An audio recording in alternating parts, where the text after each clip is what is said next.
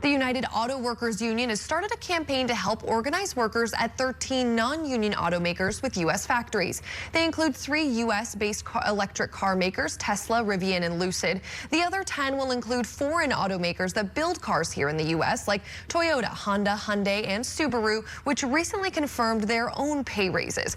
UAW members said after reaching their labor deals with GM, Ford, and Stellantis and starting the campaign, they've seen widespread support from employees at other plants. The union said one of its major focuses is at a Toyota assembly complex in Georgetown, Kentucky, where nearly 8,000 people are employed. Not all automakers issued a comment on the organizing effort, but those who did said their employees are better off without a union. We want to welcome now Dr. Lane Windham, Associate Director of the Kalmanovitz Initiative for Labor and the Working Poor, to discuss all of this further. Thank you so much for being with us. So overall, are we just seeing more people wanting to join unions now? I mean, it seems like we're hearing about that more, but do the numbers actually support that? Absolutely. We are living through a historic upsurge in worker activity. We've seen that in many more strikes, lots more union organizing. There's just a real level of a spirit of enthusiasm for unions and momentum. You know, the most recent Gallup polling, for instance, shows that unions are very popular. 67% of the public approves of unions. That's the highest it's been in, over 30 years.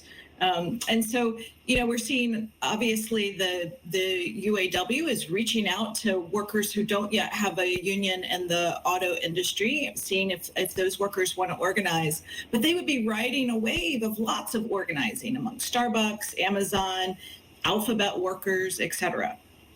And as you know, we heard just in one of those statements there, one company saying that employees are better off without a union.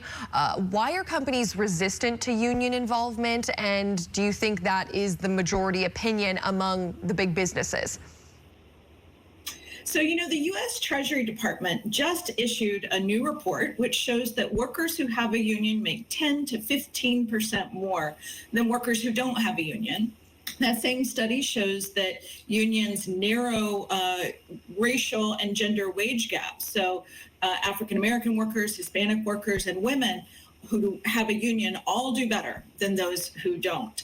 And so, what we see is that workers certainly benefit from having a union. They also have more voice on the job. Well, why are corporations resisting that? They want to try to have a competitive advantage if they don't have to pay their workers more, right? And so they'll do what they can to make sure that their workforce doesn't exercise its right to organize. And what are some of the ways and strategies you've seen companies avoid union involvement? So research from Cornell University shows that the vast majority of employers in the U.S.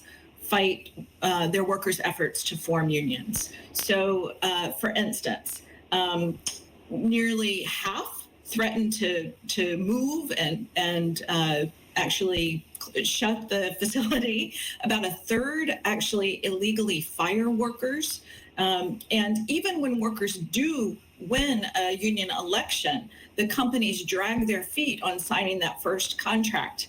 Nearly half the time, those workers don't even have a union contract a year after they voted in the union.